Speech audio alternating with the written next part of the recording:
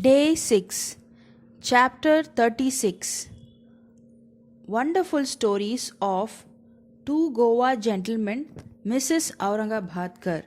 This chapter relates the wonderful stories of two gentlemen from Goa and Mrs. Aurangabadkar of Sholapur. Two gentlemen. Once, two gentlemen came from Goa for taking darshan of Sai Baba and prostrated themselves before him. Though both came together, Baba asked only one of them to give him rupees 15 as dakshina, which was paid willingly. The other man voluntarily offered rupees 35, which was rejected by Baba to the astonishment of all.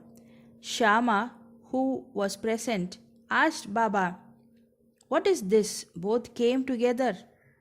One's dakshina you accept, the others, though voluntarily paid, you refuse.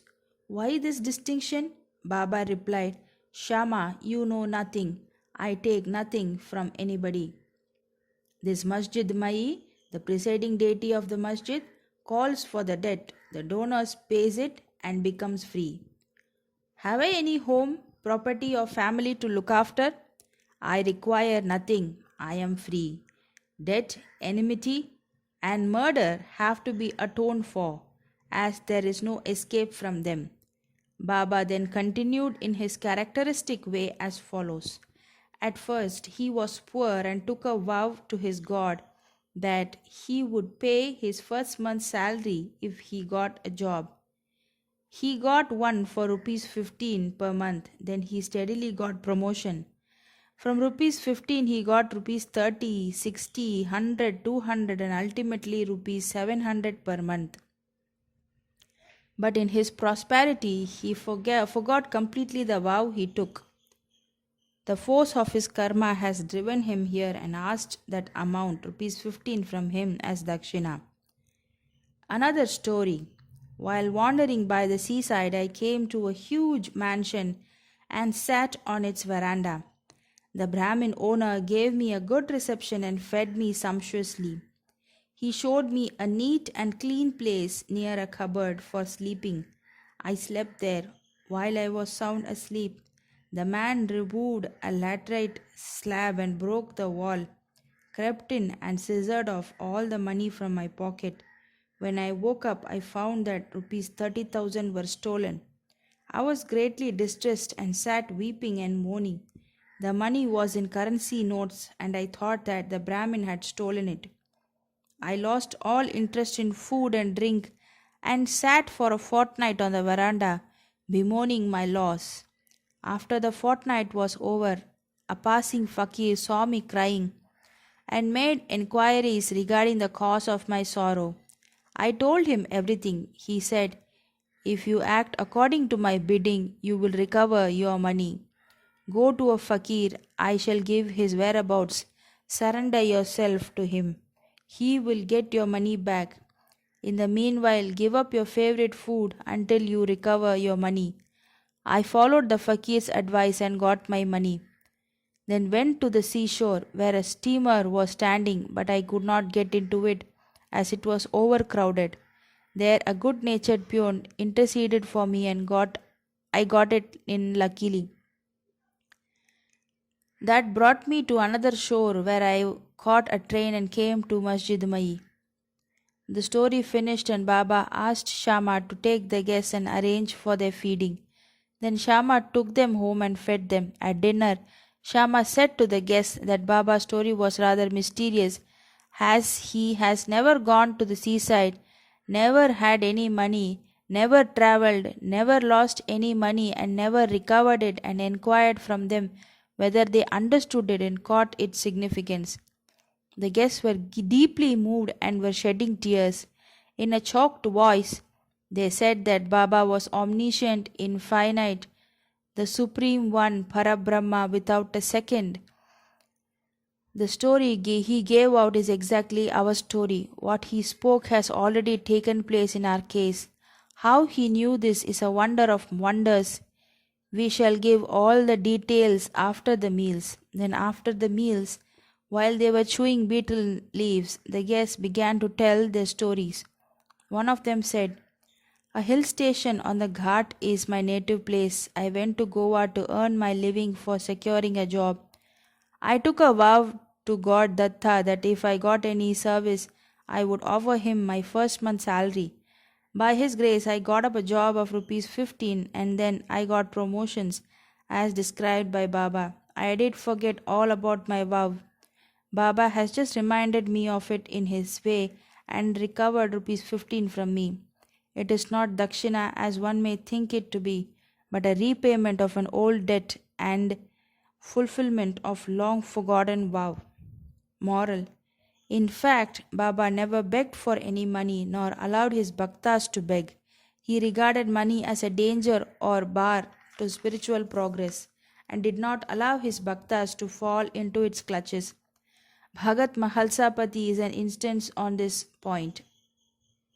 He was very poor and could hardly make both ends meet. Baba never allowed him to make any money nor gave him anything from the Dakshina collection. Once a kind and liberal merchant named Hansraj gave a large amount of money to Mahalsapati in Baba's presence, but Baba did not permit him to accept it.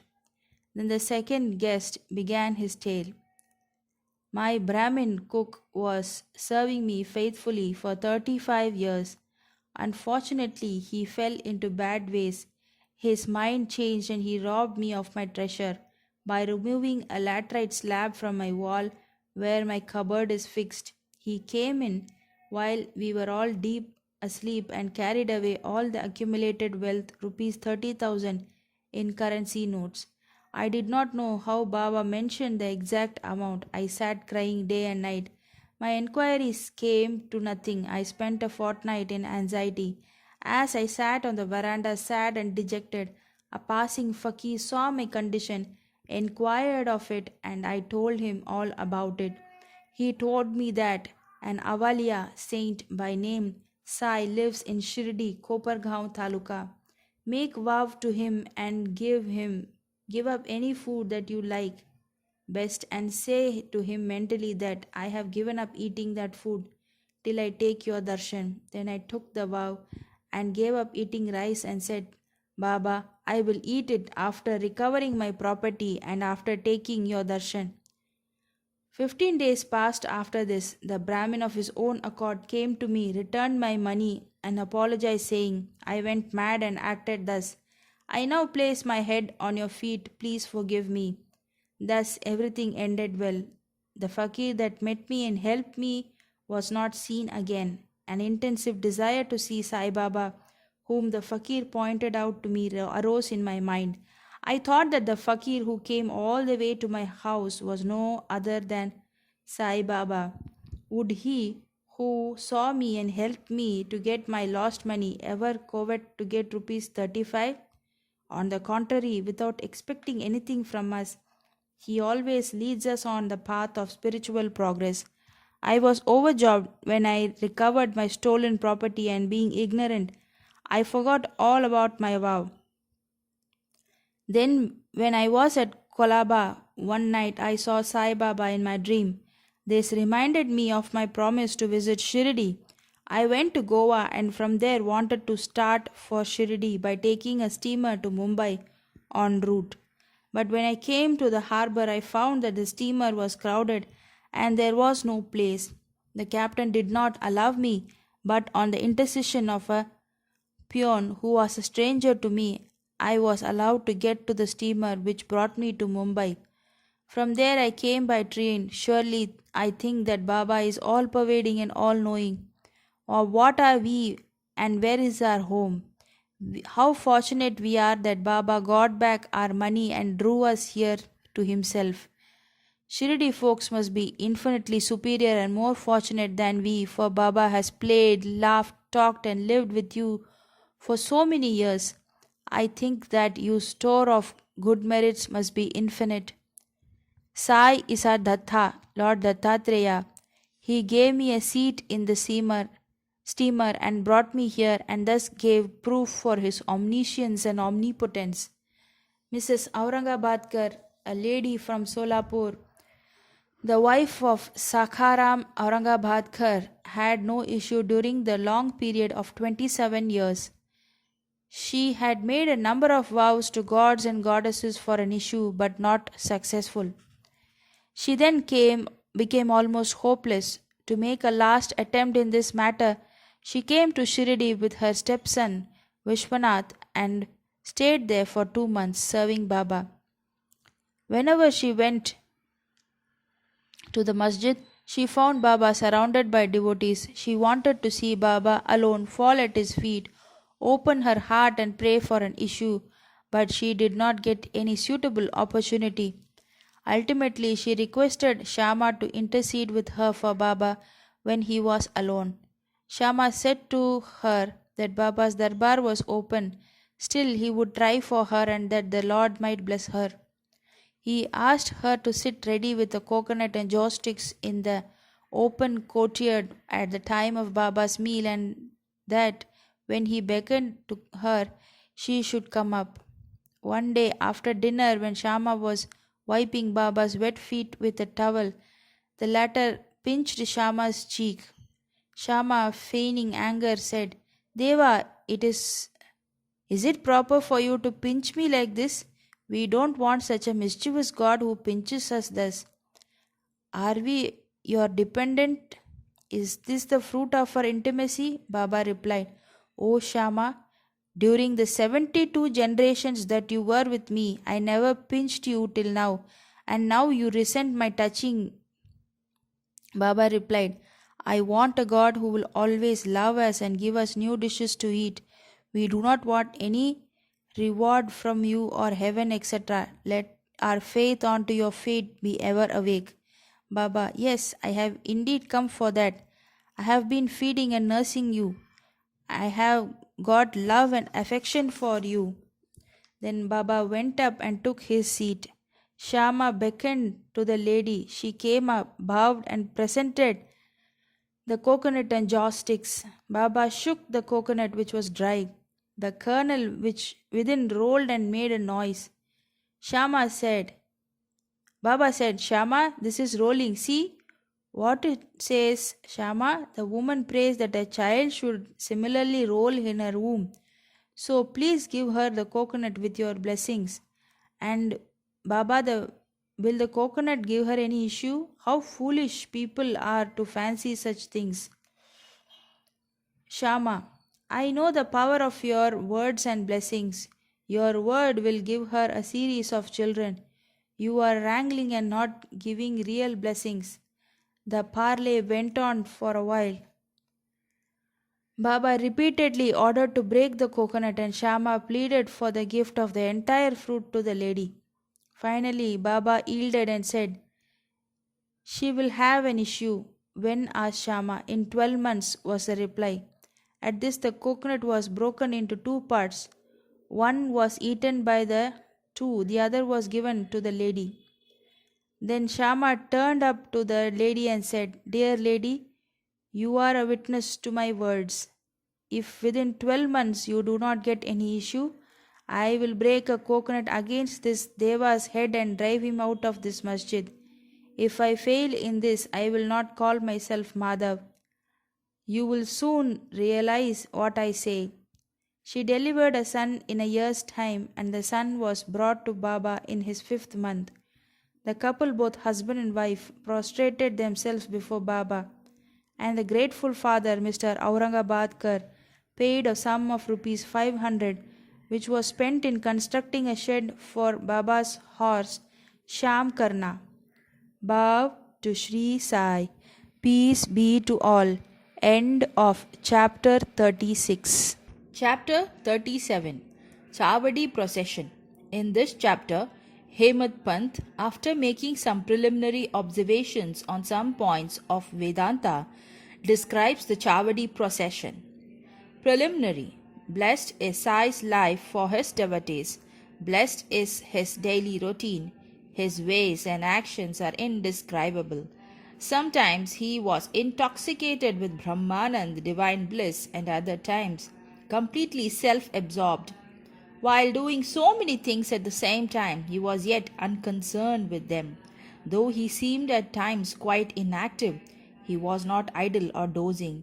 He always abided in his own self. Though he looked calm and placid as the sea, he was deep and unfathomable. Who can describe his ineffable nature?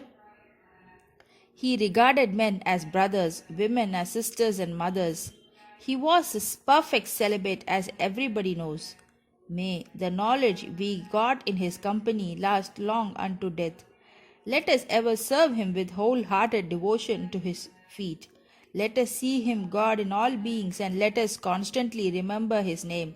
Hemad Pant, after making some lengthy dissertations on some topics of Vedanta which he himself considers as a discretion, goes on to describe the Chavadi procession. Chavadi procession. Baba's dormitory has already been described. One day he slept in the masjid, or the next in the Chavadi near the masjid. He slept in the masjid and in the Chavadi on alternate days. This alternate sleeping at both places went on till Baba's Mahasamadhi. From 10th December 1909, devotees began to offer regular worship to Baba in the Chavadi. This we will now describe with His grace. When the day of retiring to the Chavadi came, people flocked to the masjid and did bhajan in the mandap for a few hours. Behind them was a beautiful palanquin, to the right a Tulsi Vrindavan, and in front Baba adorned his seat, and there was the beautiful singing bhajan, devotees singing bhajan. Men and women who had a liking for the bhajan came in time. Some took thal, chiplis, kartal, mridang, kanjira, and gol, all musical instruments in their hand, and conducted the bhajan. Sai Baba was the magnet. He drew all the devotees to him. Outside in the open, some trimmed their torches, some decorated the palanquin, some stood with cane sticks in their hands and hailed victory to Baba. The corners were decorated with buntings. In the masjid, rows of burning oil shed their light. Baba's horse, Sham Karna, stood fully decorated outside. Then Tatya Patil came with a group of men to Baba and asked him to be ready. Baba sat quiet in his place till Tatya came and helped him to get up by putting his arm under Baba's arm. Tatya called Baba by the name Mama. Really, the relationship was extremely intimate. Baba wore on his body the usual kafni, took his sadka under his armpit, and after taking his chilim and tobacco, placing a cloth over his shoulder, became ready to start. Then Tatya placed a golden embroidered beautiful shawl over his body. After this, Baba himself put a few fuel sticks into the dhuni to keep it alive, and with his right hand extinguished the lamp burning near the dhuni, and then started for the Chavadi. Then all sorts of musical instruments, band and horns, etc., gave out different sounds, and fireworks exhibited various colored views. Men and women singing Baba's name started walking, doing bhajans to the accompaniment of mridang and veena. Some danced with joy and some carried various flags. The bhaldars announced Baba's name, and when he came on the steps of the masjid, on the two sides of Baba stood persons who held charmers and others who fanned Baba. On the way were spread folds of cloth which Baba walked on, being supported by devotees' hands. Tatya Patil held the left hand and Mahalsapati the right, and Bapu Sahib Jog held the chhatra umbrella over his head. In this fashion, Baba marched on to the Chavadi. The fully decorated horse named Shamkaran led the way, and behind him were all the carriers, waiters, musical players, and the crowd of devotees. Harinam, the name of the Lord, was being chanted to the accompaniment of music, as also the name of Sai. In this manner, the procession reached the corner, and everyone who enjoyed this party seemed pleased and delighted. On reaching to this corner, Baba stood facing the Chavadi and shone with a peculiar aura. It seemed as if the face of Baba took over the glory of the rising sun. Baba stood there with a concentrated mind facing the north, as if he was signaling something. All the instruments played music while Baba moved his right hand up and down for some time. Kaka Sahib Dikshit at that time came forward with a silver plate containing flowers besmeared with gulal and threw them on Baba's body off and on. The musical instruments played their best at their juncture, and Baba's face beamed with radiance and beauty. And all the persons viewed this lustre to their heart's content. Words fail to describe the splendor of this scene. Sometimes Mahalsapati began to dance as if possessed by some deity, but all were surprised to see that Baba's concentration was least disturbed. With a lantern in his hand, Tatya walked on Baba's left side and Mahalsapati on the right, holding in his right hand the hem of Baba's garment. What a beautiful procession and what an expression of devotion! To witness this, men and women, rich and poor, flocked there.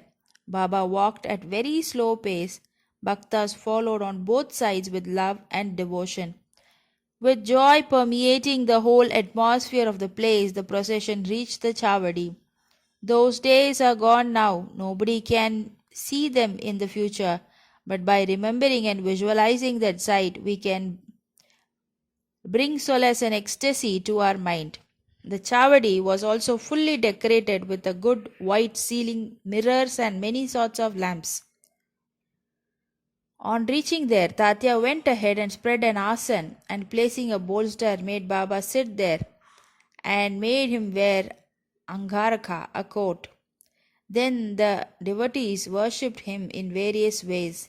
They put a crown on his head with a tuft above, placed garlands of flowers and jewels around his neck, and marking his forehead with musk mixed vertical lines. They gazed at him for long to their heart's content.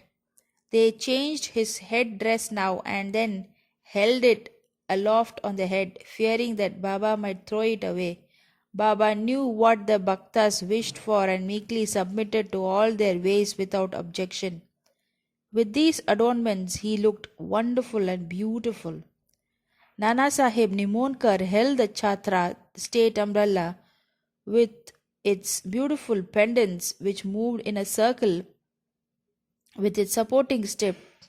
Bapu Sahib Jog washed his feet in a silver dish, offered arghya and worship with due formalities, then besmeared his arm with sandal paste and offered him tambul betel leaves. Baba sat on the asan while Tatya and others kept standing. When Baba sat on the ghadi, supporting himself against the bolster, devotees on both sides waved chamar and fans. Shama then prepared the chilim and handed it over to Tatya, who drew a flame out of it by inhaling a deep breath through his mouth and then gave it to Baba. After Baba had his smoke, it was given to Bhagat Mahalsapati and then it was passed round to all. Blessed was the inanimate chilim. It was first to undergo many ordeals of penance, such as being kneaded by pot makers, dried in the sun and burnt in fire, and then it had a good fortune to get the contact of Baba's hands and his kiss. After this function was over, devotees put garlands of flowers around his neck and gave him scent and bunches of flowers. Baba, who was an incarnation of dispassion, cared a fig for all these necklaces of jewels and garlands of flowers and other decorations. But out of real love to his devotees, he allowed them to have their own way and to please themselves. Finally, Bapu Sahib Job waved the arati over Baba, observing all formalities, and the musical instrument played their auspicious tunes. When this arati was over, the devotees returned home, one by one, saluting Baba and taking his leave. When Tatya Patil, after offering chilim, attar, and rose water, stood to depart, Baba said to him lovingly, "Guard me properly. Go if you like, but return sometimes at night and enquire for me." On replying in this affirmative, Tatya Patil left the Chavadi and went home. Then Baba himself prepared his bed. He arranged some sheet one upon another, and thus making his bed went to rest. We shall now take rest and close this chapter with a request to the readers that they should remember Baba and his Chavadi procession daily before they retire and go to bed. Bhav to Sri Sai. Peace be to all. End of chapter 37. Chapter 38. Baba's Handi, Disrespect of Shrine, Cup of Buttermilk. In the last chapter, we describe Baba's Chavadi procession. In this, we take up Baba's handi, cooking pot, and some other subjects. Preliminary. O blessed Sadguru Sai, we bow to you, who has given happiness to the whole world, accomplished the welfare of the devotees, and have removed the affliction of those who have resorted to your feet. By being very liberal and also being the protector and savior of the bhaktas who surrender themselves to you, you have incarnated yourself in this world to oblige the mankind and do them good. The liquid essence of pure self was poured into the mold of Brahma, and out of this has come out the crest jewel of the saints, Sai. This Sai is Atmaram himself. He is the abode of the perfect divine bliss. After having attained himself all objects of life, he made his devotees established on the path. Baba's Handi. Different sadhanas are prescribed in our scriptures for different ages. Tapa, penance, is recommended for Krita age, Dhyan, knowledge, for Treta age, Yajna, sacrifice, for Dwapara age, and Dhan, charity, for Kali, present age. Of all the charities, giving food is the best one. We are much perturbed when we get no food at noon. Other beings feel similarly under such circumstances. After knowing this, he who gives food to the poor and hungry is the best donor or charitable person. The Taittiriya Upanishad says that food is Brahma, and from all food all the creatures are born, and by food they live, and after having departed into food again they enter. When an Atithi guest comes to our door at noon, it is our duty to welcome him by giving him food. Other kinds of charity, namely giving away wealth, property, and clothes, etc., require some discrimination, but in the matter of food, no such consideration is necessary. If anybody comes to our door at noon, he should be served forthwith, and if lame, crippled, blind, and diseased person come, they should be fed first, and the able-bodied person and our relations afterwards. The merit of feeding the former is much greater than that of feeding the latter. Other kinds of charities are imperfect without this Annadan, just as stars without the moon, necklace without its pendant, crown without its pinnacle, pond without a lotus, bhajan without devotion, married lady without the kumkum mark, song without a sweet voice, or buttermilk without salt. Just as varan, pulse soup, excels all other dishes, Annadan is the best of all merits. Now let us see how Baba prepared and distributed it to others. It has been stated before that Baba required very little food for himself, and whatever little he wanted was obtained by begging from a few houses. But when he decided to distribute food to all, he made all preparations himself. He depended on nobody and troubled none in this matter. First, he went to the bazaar, bought all things, corn, flour, spices, etc., paying cash. He also did the grinding. In the open courtyard of the masjid, he arranged a big hearth, and after lighting a fire, he kept a handi over it with a proper measure of water. There were two kinds of handis, one small and the other big. The former provided food for 50 persons, the latter for 100. Sometimes he cooked meaty chawal, sweet rice, and other times biryani and meat.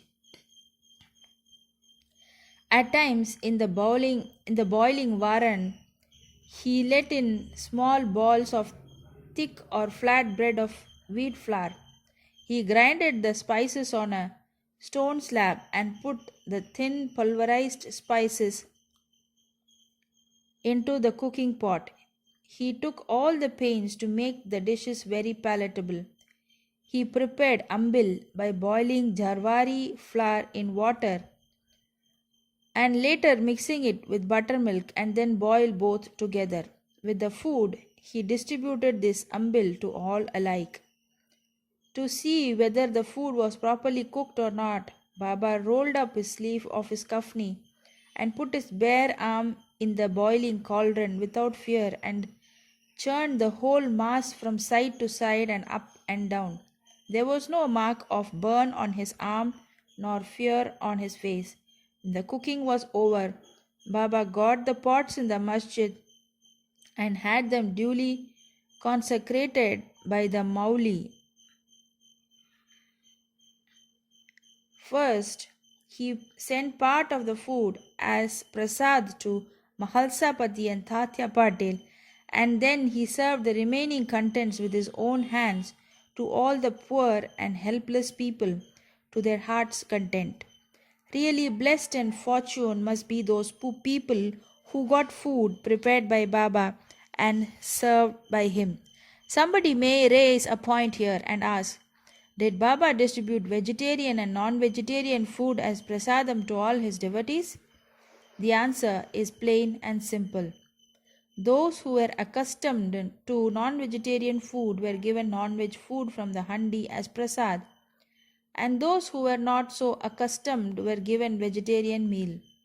There is a principle that when a guru himself gives anything as prasad, the disciple who thinks and doubts whether it is acceptable or otherwise goes to perdition.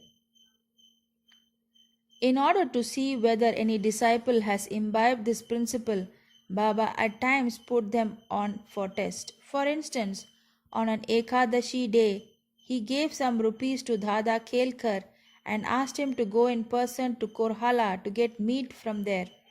This Dada Kelkar was an orthodox Brahmin and adhered to the orthodox manners in his life. He knew that offering wealth, grain, and clothes, etc., to a Sadguru was not enough, but that implicit obedience to him and prompt compliance with his order was the real dakshina that pleased him most. So Dada Kelkar dressed himself and started for the place. Then Baba called him back and said, "Don't go yourself, but send somebody." Then Dada sent his own servant Pandu for the purpose. When Baba saw him going, he asked Dada to call him back and cancel that program. On another occasion, Baba asked Dada just to see how the saltish biryani was done. The latter replied casually that it was all right. Then Baba said to him, "Neither have you seen it with your eyes nor tasted it with your tongue. Then how could you say that it was good? Just take off the lid and see." While saying this, Baba caught his arm and thrust it into the pot and added, "Take out of this, leaving aside your orthodox way. Taste a little." Then a wave of real love rises in a mother's hand. She pinches her child, and when he begins to cry, she hugs him close to her bosom. Similarly, Baba, in a true motherly way, pinched Dada Kelkar in this way. Really, no saint or guru will ever force his orthodox disciple to eat forbidden food in his religion. The handi business went off for some time till 1910 and was thereafter stopped. As stated before, Das Ganu spread the fame of Baba by his kirtans far and wide. In the Mumbai presidency, and people from that part of the country began to flock to Shirdi, which became very soon a place of pilgrim. The devotees brought with them various articles for presentation, offered various dishes of food as Naivedya. The quantity of food offered by them was so much that the fakirs and paupers could feed themselves to their heart's content, leaving some surplus behind. Before stating how Nevedya was distributed, we shall refer to Nana Sahib Chandorkar's story showing Baba's regard for local shrines and deities. Nana Sahib's disrespect of a shrine. By drawing inferences and guessing in their own way, some people said that Sai was a Brahmin and some said that he was a Muslim. And in reality, he belonged to no caste. No one knew definitely when he was born and in what community and who his parents were. Then how could he be a Muslim or Brahmin? If he was a Muslim, how could he keep dhuni ever burning in the masjid? How could there be a Tulsi Vrindavan?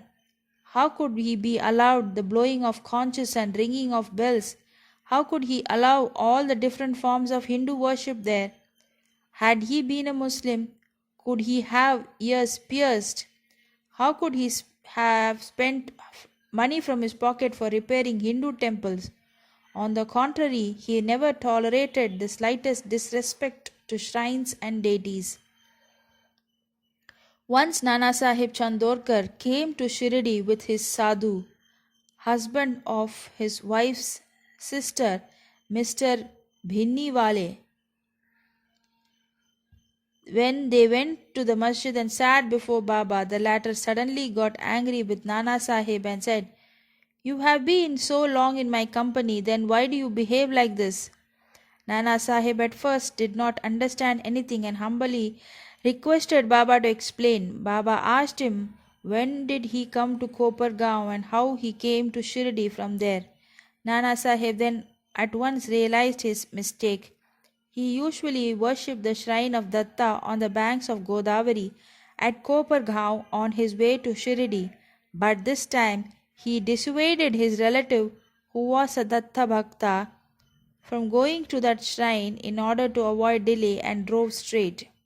He confessed all this to Baba and told him that while bathing in the Godavari, a big thorn went into his foot and gave him much trouble. Baba said that was the slight punishment he met and warned him to be more careful in future. Kala, hodgepodge. To revert to the distribution of the Nevedya. After the Arati was over and after Baba sent away the people with Udi and blessings, he went inside and sat behind a curtain with his back to the nimbar for meals.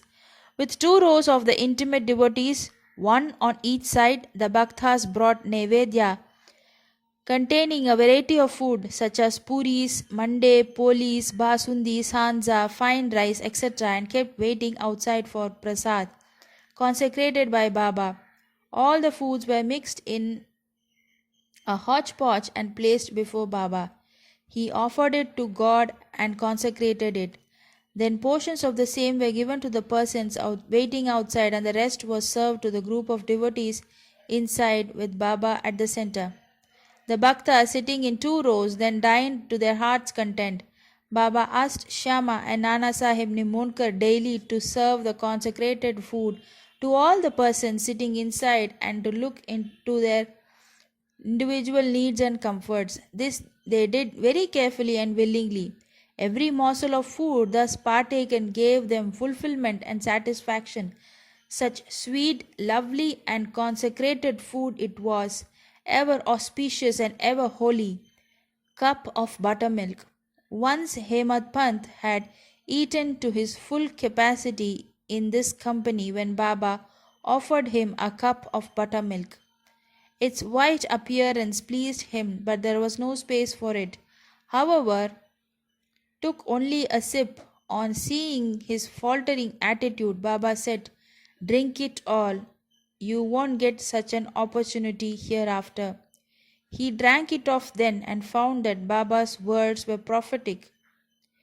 After he said, he passed away for a brief period.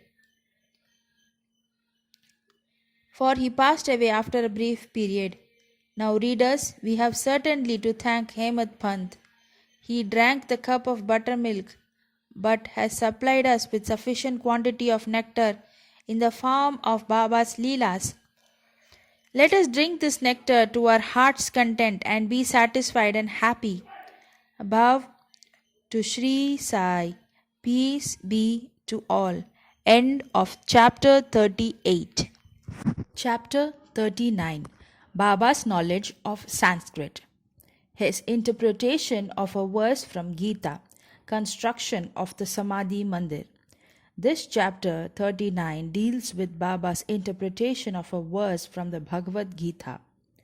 As some people believed that Baba had little knowledge of Sanskrit, but by the interpretation of Nana Sahib Chandorkar's query, Hemad Pant refuted that charge in the chapter number 50, and as it deals with the same subject matter, it is incorporated in this chapter. Preliminary.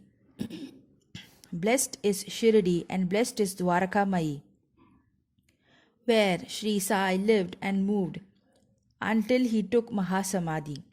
Blessed are the people of Shirdi, whom he obliged and for whom he lived there. Shirdi was a small village first, but it attained importance on account of his contact and became a tirtha, holy place of pilgrimage. Equally blessed are the women folk of Shirdi. Blessed is their whole and undivided faith in him. They sang the glories of Baba while bathing, grinding, pounding corn, and doing other household work. Baba's interpretation. Nobody believed that Baba knew Sanskrit. One day he surprised all by giving an interpretation of a verse from the Gita to Nana Sahib Chandorkar. A brief account about this matter was written by Mr. B.V. Dev, retired Mamlatdar, and published in Marathi in Sri Sai Leela magazine, volume 4, Sfuta Vishaya, page 563. Short accounts of the same are also published in Sai Baba, page 36, both by B.V. Narasimha Swami. Mr. B.V. Dev has also given an English version of this in his statement dated 27/9/1936 and published on page 66 of Devotee's Experience, Part 3 by Narasimha Swami. As Mr. Dev has got first-hand information about this subject from Nana himself, we give below his version. Nana Sahib Chandorkar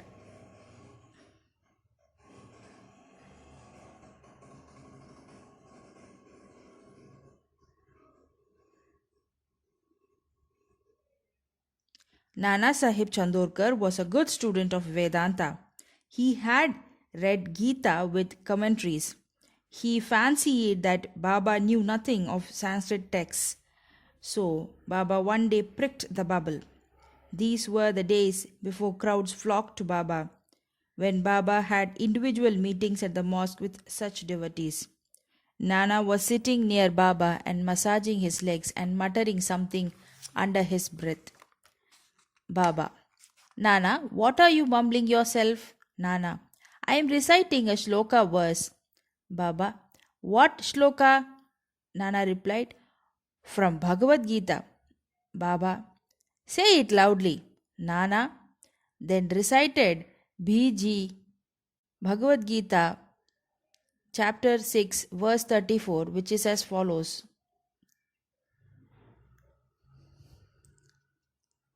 Tadvithi pranipatena pariprashnena sevaya upadekshayanti te jnanam jnananastattvadarshinah.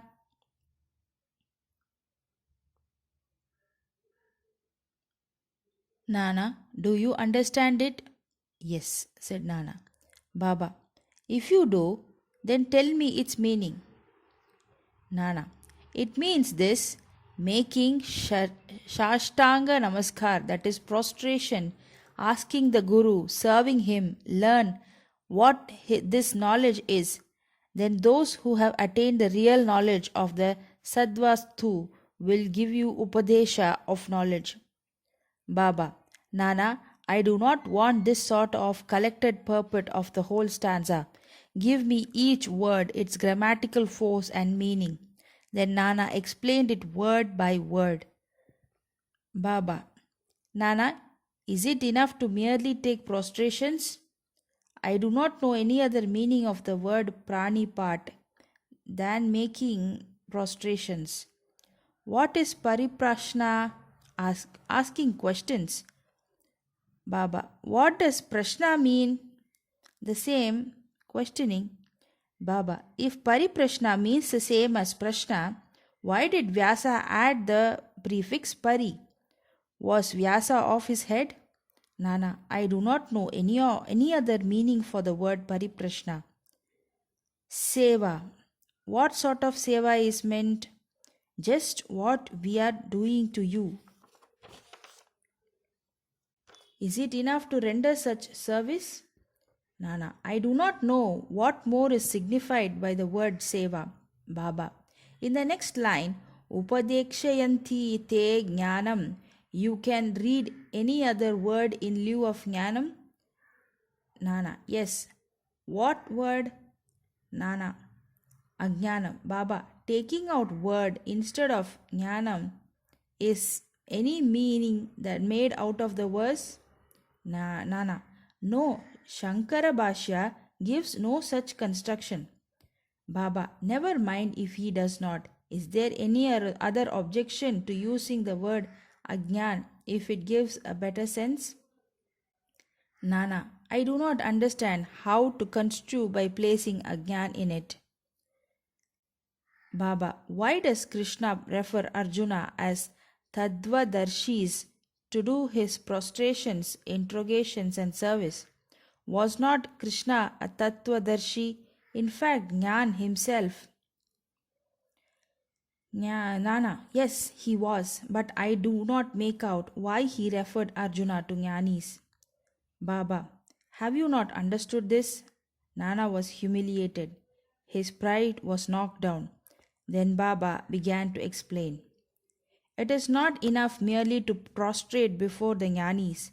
We must make Sarvasa Sharanagati, complete surrender to the Sadguru. Mere questioning is not enough. The question must be not made with any improper motive or attitude, or to trap the Guru and catch mistakes in the answer, or out of idle curiosity. It must be earnest with a view to achieve spiritual progress or liberation. Seva is not rendering service with the feeling that one is free to offer or refuse service.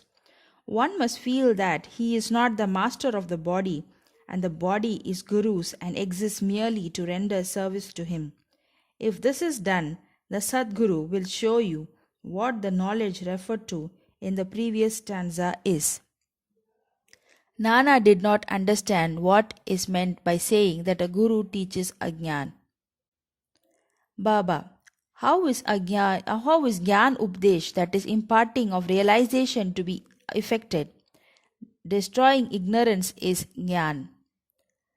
Of verse OV 1396 of Dhyaneshwari commenting on Gita 18 to 66 says, removal of ignorance is, O Arjuna, if dream and sleep disappear, you are yourself.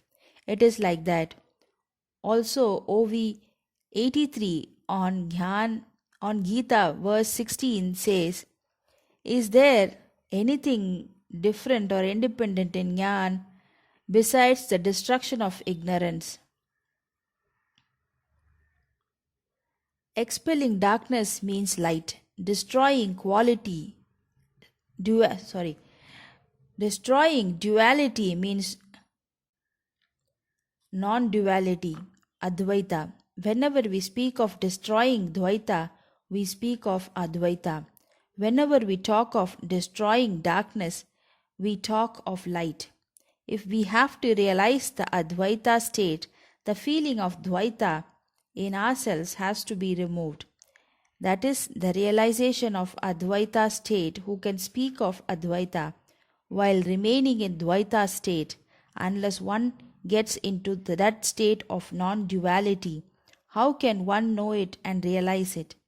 Again, the Sishya, disciple like the Sadguru, is the embodiment of Jnana. The difference between the two lies in the attitude, high realization and unrevealed capacity, and Aishwarya Yoga. divine powers.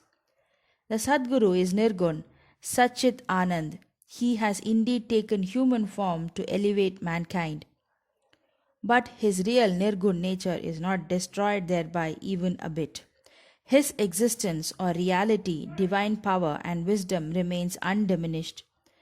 The discipline also is in fact of the name Swarupa, but it is overlaid by the effect of the sanskars of innumerable births in the shape of ignorance, which veils his view that he is Shuddha Chaitanya.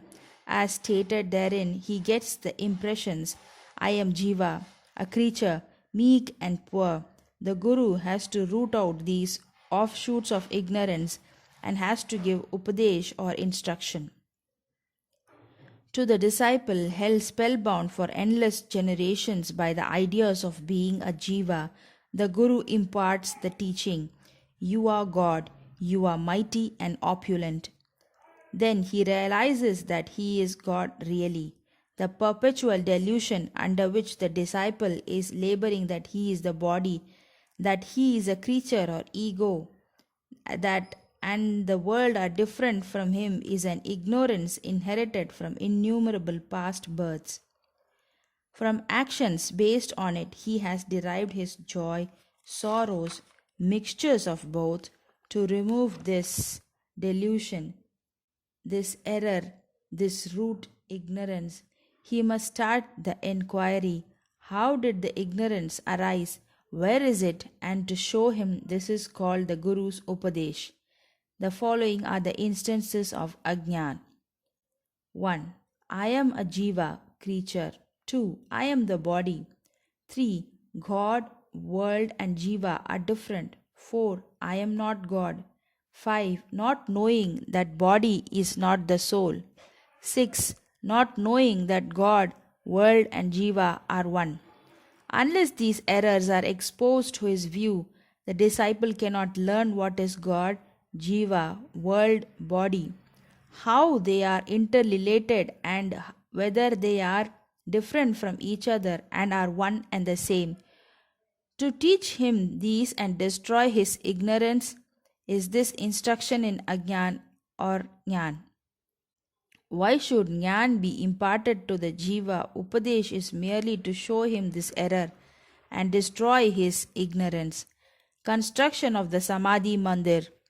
Baba never made any fuss about the things which he wanted to accomplish, but he so skillfully arranged the circumstances that people were surprised at the slow but sure results attained. The construction of the Samadhi Mandir is an instance. Shriman Bhapu Sahib Bhuti, the famous multimillionaire of Nagpur, lived in Shirdi with his family. Once an idea arose in his mind that he should have a building of his own there. Sometimes after this, while he was sleeping in Dikshit's Vada, he got a vision. Baba appeared in his dream and ordered him to build a Vada with a temple. Shama, who was sleeping there, got a similar vision. When Bapu Sahib awakened, he saw Shama crying and asked the latter as to why he was in tears. The latter replied that in his vision Baba came to him and ordered distinctively, build the Vada with the temple, I shall fulfill the desires of all. On hearing the sweet and loving words of Baba, I was overpowered with emotion, my throat was choked, my eyes were overflowing with tears and I began to cry. Bapu Sahib was surprised to see that both their visions tallied. Being a rich and capable man, he decided to build a Vada there and drew a plan with Shama. Kaka Sahib Dikshit also approved of it. And when it was placed before Baba, he also sanctioned it immediately. Then the construction work was duly started, and under the supervision of Shama, the ground floor, the cellar, and the well were completed. Baba, on his way to and from Lendi, also suggested some improvements. Further work was entrusted to Bapu Sahib Jog, and when it was going on, an idea struck Bapu Sahib Bhuti's mind that there should be an open space or platform. In the center, the image of Murlidhar, Lord Krishna with the flute, be installed. He asked Shama to refer this matter to Baba and get his consent. The latter asked Baba about this when he was just passing by the Wada. On hearing Shama, Baba gave his consent, saying, "After the temple is complete, I will come there to stay." And staring at the Vada, he added, "After the Vada is complete, we shall use it, we shall live, move, and play there, embrace each other, and be happy." Then Shama asked Baba whether this was the auspicious time to begin the foundation work of the central room of the shrine. The latter answered in the affirmative. Then Shama got a coconut broken there and started the work. In due time, the work was completed, and an order was also placed for making a good image of Murlidhar. But before it was ready, a new situation turned up. Baba became seriously ill. Bapu Sahib became very sad and dejected, thinking that if Baba passed away, his Vada would not be consecrated by the holy touch of Baba's feet, and all his money, about 1 lakh of rupees, would be wasted away. But the words, "Keep me in the Vada," which came out Baba's mouth just before his passing away, consoled not only Bapu Sahib but one and all. In due time, Baba's holy body was placed and preserved in the central shrine meant for Murlidhar, and Baba himself became Murlidhar, and the Vada thus became the Samadhi Mandir of Sai Baba. His wonderful Leela is unfathomable. Blessed and fortunate is Bapu Sahib Bhutti, in whose Vada lies the body and the pure body of Baba. Bow to Sri Sai. Peace be to all. End of chapter 39. Chapter 40. Stories of Baba. Attending Mrs. Dev's Udyapan ceremony as a sannyasi with 2 others. Visiting Hemad Pant's house in the form of his picture. In this chapter, we give 2 stories. How Baba attended the Udyapan ceremony organized by Mr. B.V. Dev's mother at his house at Dahanu, and how Baba attended the Shimgha dinner party in Hemad Pant's house at Bhandra. Preliminary. Blessed is Sri Sai Samartha, who gives instructions in both temporal and spiritual matters to his devotees and makes them happy by enabling them to achieve the goal of their life. Sai, when places his hand on their head, transfers his power to them, and thus destroying the sense of differentiation, makes them attain the unattainable thing. He who embraces the bhaktas who prostrate themselves before him with no sense of duality or differentiation. He becomes one with the bhaktas as the sea with the rivers. Now to revert to the story of this chapter. Mrs. Dev's Udyapan ceremony. Mr. B.V. Dev was a Mamladhar at Dahanu, Thana district. His mother had observed 25 or 30 religious vows, and the Udyapan ceremony in connection with herewith was to be performed. This ceremony included the feeding of 100 or 200 Brahmins. Mr. Dev fixed a date for the ceremony and wrote a letter to Babu Sahib Jog, asking him to request Sai Baba on his behalf to attend the dinner of the ceremony, as without his presence the ceremony would not be duly completed. Bapu Sahib Jog read out the letter to Baba. Baba noted carefully the pure-hearted invitation and said, "I always think of him who remembers me. I require no conveyance, carriage, tonga, train or aeroplane. I manifest myself to him who lovingly calls me. Write to him a reply that 3 of us, trio, myself, yourself and a 3rd person, will go and attend it." Mr. Jog informed Mr. Dev of what Baba said.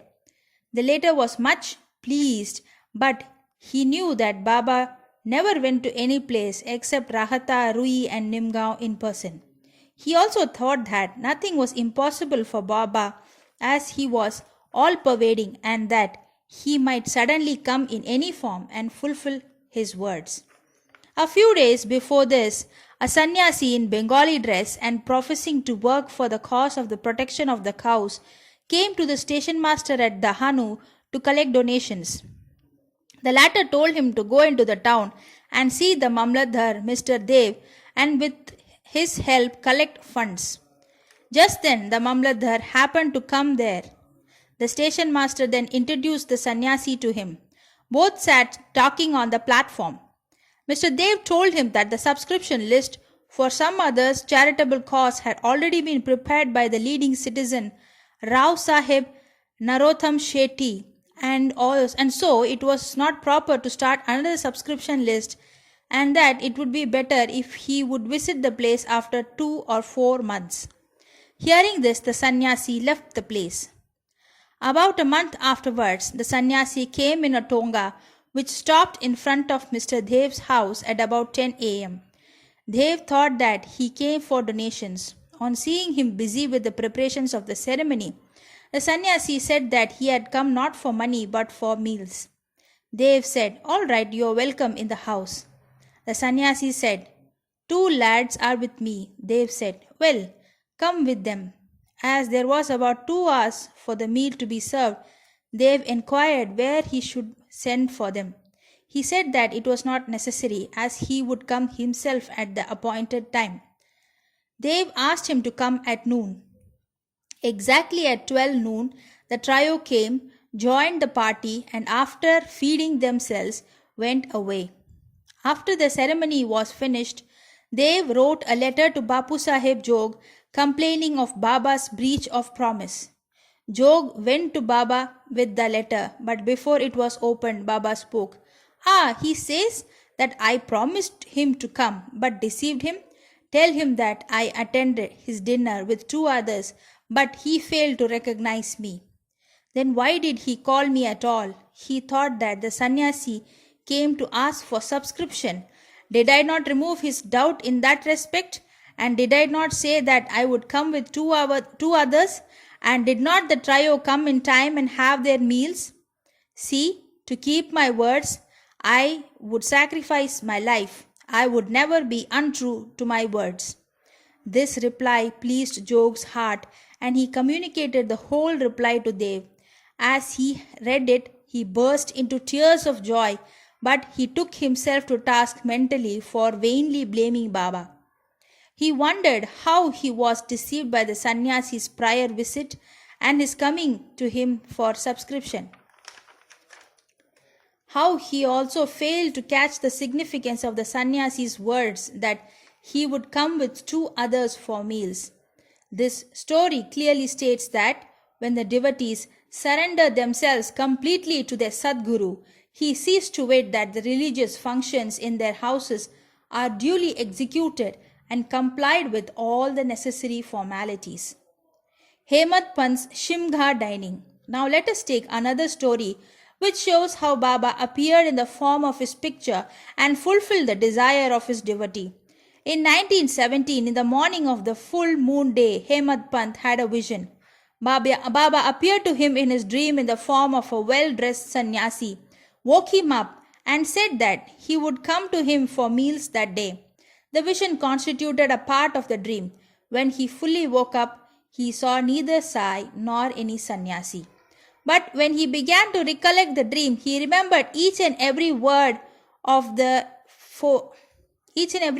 sannyasi uttered in his dream. Though he was in contact with Baba for 7 years and always meditated on Baba, he never expected that Baba would come to his house for meals.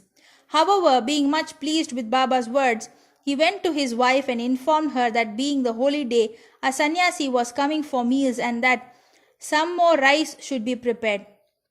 She inquired about the guest, who he was and where he was coming from. Then, not to cause any misunderstanding, he gave her the truth and told her about the dream. She doubtingly said whether it was possible that Baba should come there from Shirdi, leaving the dainty dishes there for accepting their coarse food. Hemad Pant then assured her that Baba might not come in person, but he might attend in the form of a guest, and that they would lose nothing if they cooked some more rice. After this, preparation for the dining went on, and it was ready at noon. The Holika worship was through, and the leaves were spread and arranged with rangoli around them. Two rows were arranged with a central seat between them for the honorable guest. All the members of the family, sons, grandsons, daughters, and son in law, etc., came and occupied their seats, and the servings of the various items commenced. While this was being done, everybody was watching for the guest, but none turned up, though it was past noon. Then the entrance was closed, the Annashuddhi ghee was served. This was the signal to start eating. Formal offering Formal offering to the Vaishwadeva and Naivedya to Sri Krishna were also over, and the members were about to begin when footsteps in the staircase were heard distinctly to begin. When footsteps were heard in the step, when footsteps in the staircase were heard distinctly, Hemad Pant went immediately, opened the door, saw two men there, Ali Muhammad and Maulana Ismu Mujawar. These two persons, seeing that meals were laid out and all the members were about to begin eating, apologized to Hemad Pant and requested him to excuse their interference. They said, "You left your seat and came running to us. Others are waiting for you, so please take this thing, and I shall relate all about it later at your convenience." Saying so, he took out from his underarm a packet wrapped in an old newspaper and placed it on the table. Hemad Pant uncovered the packet and saw, to his great wonder and pleasant surprise, a big and nice picture of Sai Baba. On seeing it, he was much moved. Tears ran down from his eyes and hair stood on end all over his body, and he bent and placed his head on the feet of Baba in the picture. He thought that Baba had blessed him by this miracle or Leela. Out of curiosity, he asked Ali Muhammad how he got this picture. He said that he bought it from a shop and that he would give all the details about it afterwards, and wished that all the members were waiting for him. He should go and join them. Hemad Pant thanked him, bade him goodbye, and returned to the dining hall. The picture was placed on the central seat reserved for the guest, and after making the due offerings of the Naivedya, the whole party commenced eating and finished it in proper time. On seeing the beautiful form of Sai in the picture, everybody was extremely pleased and wondered how all this happened. This is how Sai Baba fulfilled his words, uttered by him in the dream of Hemad Pant. The story of the picture, with all its details, namely how Ali Muhammad got it, why he bought it and gave it to Hemad Pant, is reserved for the next chapter. Bow to Sri Sai. Peace be to all. End of chapter 40. Chapter 41. The story of the picture, stealing the rags and reading of Dhyaneshwari. As stated in the last chapter, we continue here the story of the picture. 9 years after the incident described in the chapter, Ali Muhammad met Hemad Pant again and related to him the following story. One day, while wandering in the streets of Mumbai, he bought the picture from a street hawker, then got it framed and set it on the wall of his house at Bandra. As he loved Baba, daily he took darshan of it. 3 months before, he gave the picture to Hemad Pant. He was suffering from an abscess or swelling on his leg, for which an operation was performed, and he was convalescing in his house of his brother-in-law, Mr. Noor Muhammad Peer Bhai, in Mumbai. For 3 months, his house in Bandra was locked and nobody was living there. Only the pictures of the Baba Abdul Rahman, Maulana Sahib Muhammad Hussain, Sai Baba, Baba Tajuddin, and few other saints were living there. The wheel of time did not even spare these. All the pictures met their fate. But how Sai Baba's picture escaped it, nobody had been able to explain to me up till now. It shows the all-pervasive omnipresence of Sai and his inscrutable power. The story goes like this. He had a small picture of Saint Baba Abdul Rahman from Muhammad Hussain Taryathopan many years ago. He gave it to his brother-in-law Noor Muhammad Pir Bhai and was lying on the table for 8 years. Once the latter took a photograph and got it enlarged to life size and distributed copies of the same against his amongst his relations and friends, including Ali Muhammad, who fixed it up in his Bandra house. Noor Muhammad was a disciple of Saint Abdul Rahman, and when he went to present the picture to him in an open darbar held by him, the Guru got wild and ran to beat him and drove him out. He felt sorry and dejected.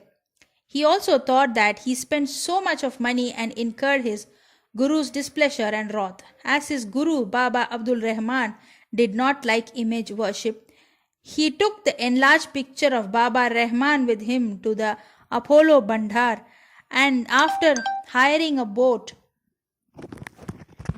took it and drowned it in the sea. He requested the friends and relations to return their copies, and after getting them back, had them drowned in the Bandra Sea. At this time, Ali Muhammad was in his brother-in-law's house.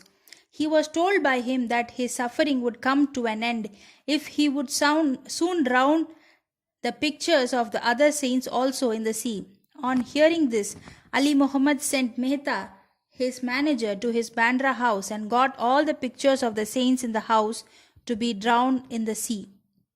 When Ali Muhammad returned home after 2 months, he was surprised to find Sai Baba's picture on the wall as before. He did not understand how Mehta took away all the pictures except this. He immediately took it out and kept it in his cupboard, fearing that if his brother-in-law saw it, he would do away with it. While he was thinking how it should be disposed and who should keep it with care, Sai Baba himself, as it were, suggested to him that he should see and consult Maulana Ishmu Mujawar and abide by his opinion. He met the Maulana and told him everything. After much consultation, they both decided that the picture should be presented to Anna Sahib Hemant Pant and that he would protect it well. Then they both went to Hemant Pant and presented him the picture in the nick of the time. This story shows how Baba knew all the past, present and future, and how skillfully he pulled the wires and fulfilled desires of his devotees. The following story shows that Baba liked very much those who took real interest in spiritual matters and that he removed all their difficulties and made them happy. Stealing the rags and reading of Dhyaneshwari. Mr. B.V. Dev, who was Mamladhar of the Hanu, Thana district, wished for a long time to read Dhyaneshwari, the well-known Marathi commentary on Bhagavad Gita by Dhyaneshwar.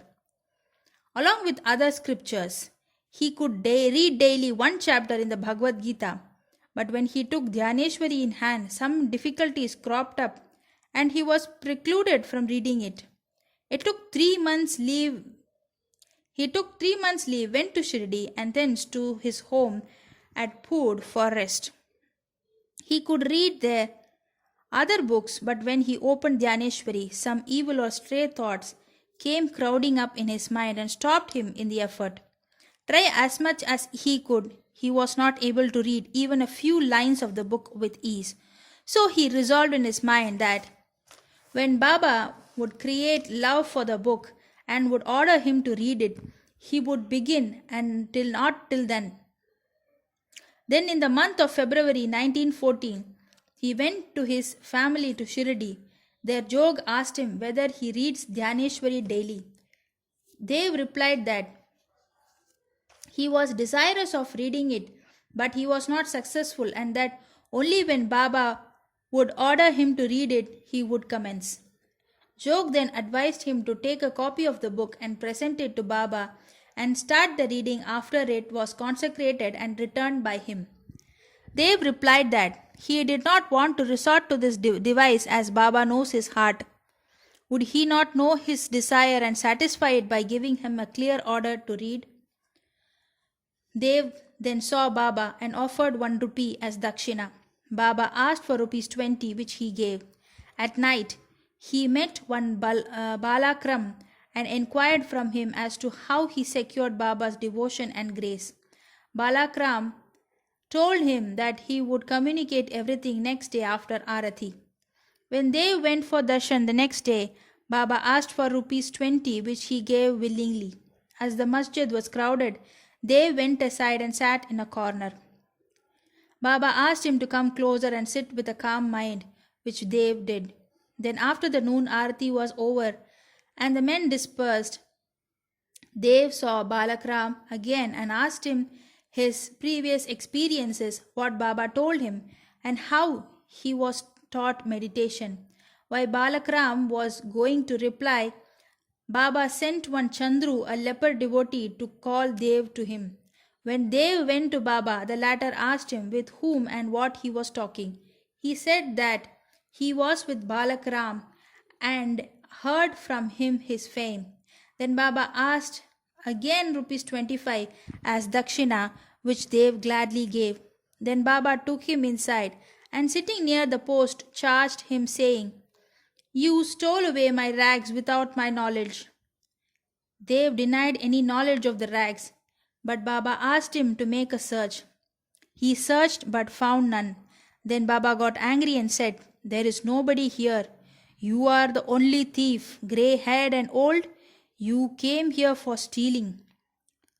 After this, Baba lost his temper, got terribly wild, gave all sorts of abuses and scoldings. Dev remained silent and apprehended that he might get a beating also. After about an hour or so, Baba asked him to go to the Vada. He returned to the Vada and told Jog and Balakram all that happened. Then in the afternoon, Baba sent for all of them and said that his words might have pained the old man, but as he committed the theft, he could not resist but take him to task. Then Baba again asked for rupees 12. Dev collected the amount, paid it and prostrated himself before him. Then Baba said to him, "Go on reading the Pothi, Dhyaneshwari daily. Go and sit in the Vada, read regularly every day, and while reading, explain the portion read to all with love and devotion. I am sitting here ready to give you the whole gold embroidered Sheela, valuable shawl. Then why go to others to steal rags? And why you should get into the habit of stealing?" Dev was much pleased to hear the words of Baba, for he directly asked him to start reading Pothi, Dhyaneshwari. He thought that he got what he wanted and that he could read the book with ease thenceforth. He again prostrated himself before Baba and said that he surrendered himself to him and that he should be treated like a child and be helped in his reading. He realized then what Baba meant by stealing the rags. What he asked Balakram constituted the rags, and Baba did not like his behavior in this respect. As he was ready to answer all his questions, he did not like him to ask others and make unnecessary enquiries, and therefore he scolded him. Dev thought that he really did not scold him but thought that he was ready to fulfill his desires and there was no use asking others in vain. Dev took these scoldings as blessings and went home satisfied and contented. The matter did not end here. Baba did not stop with only issuing an order to read. Within a year, he went to Dev and inquired about his progress. On 2nd April 1914, on Thursday morning, Baba gave him a dream. He sat on the upper floor and asked him whether he understood the Pothi. "No," answered Dev. Baba said, "Then when are you going to understand?" Dev burst into tears and said, "Unless you shower your grace, the reading is mere burden and the understanding is still more difficult." Baba told, while reading, "You make haste, read it before me in my presence." Dev asked, "What shall I read?" Baba said, "Read Adhyatma, spiritualism." Dev went in to bring the book. When he opened his eyes, he was fully awakened. He leave the readers to imagine What ineffable joy and bliss they felt after this vision. Bow to Sri Sai. Peace be to all. End of chapter 41. Chapter 42 Baba's passing away. Previous indication averting death of Ramachandra Dada Patil and Tatya Kote Patil. Charity to Lakshmi Bai Shinde. Last moment. This chapter describes the passing away of Baba. Preliminary. The stories given in the previous chapter have shown that the light of Guru's grace removes fear of the mundane existence, opens the path of salvation, and turns our misery into happiness. If we always remember the feet of the Sadguru, our troubles come to an end, death loses its sting, and the misery of the mundane existence is obliterated. Therefore, those who care for their welfare should carefully listen to these stories of Sai Samarth, which will purify their minds.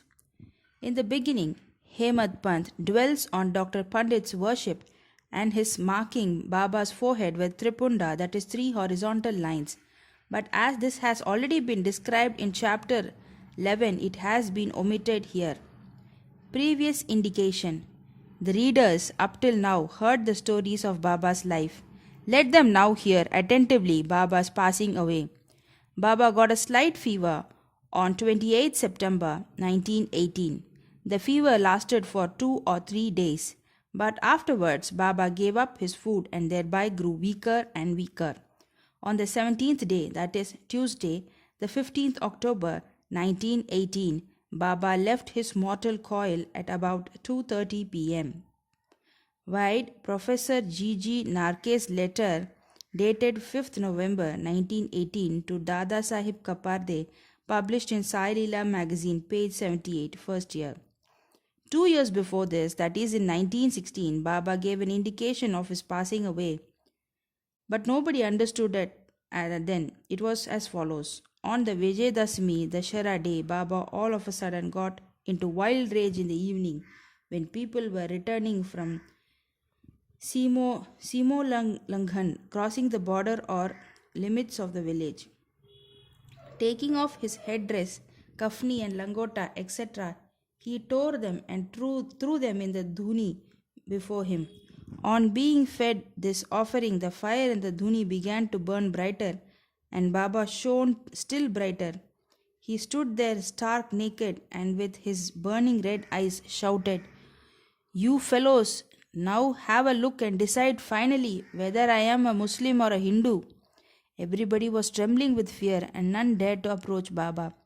After some time, Bhagoji Shinde, the leper devotee of Baba, went boldly near him and succeeded in tying a langot around his waist and said, "Baba, what is all this? Today is Simolangan, that is Dashera holiday." Baba, striking the ground with his sadka, said, "This is my Simolangan." Baba did not cool down till 11 p.m. and the people doubted whether the Chavadi procession would ever take place that night. After an hour, Baba resumed his normal condition and, dressing himself as usual, attended the Chavadi procession as described before. By this incident, Baba gave a suggestion that Dashara was the proper time for him to cross the border of life, but none understood its meaning then. Baba gave another indication also as follows. Averting death of Ramachandra and Tatya Patil. After some time, Ramchandra Patil became seriously ill. He suffered a lot. He tried all remedies, but finding no relief, despaired of his life and was waiting for the last moment. Then one midnight, Baba suddenly stood near his bed. Patil held his feet and said, "I have lost all hopes of life. Please tell me definitely when I shall die." Merciful Baba said, "Don't be anxious. Your Handi death warrant has been withdrawn and you will soon recover. But I am afraid of Tatya Patil. He will pass away on Vijayadashmi of Shaka 1840, 1918 AD. Do not divulge this to anybody nor to him, for he will be terribly frightened. Ramchandra Dada got well, but he felt nervous about Tatya's life, for he knew that Baba's words was unalterable and that Tatya would breathe his last within 2 years. He kept this hint secret, told it to none but Bala Shimpi only. Only these two persons, Ramachandra Dada and Bala Shimpi, were in fear and suspense regarding Tatya's life. Ramchandra Dada soon left his bed and was on his legs. Time passed quickly. The month of Bhadrapradha of Shaka 1814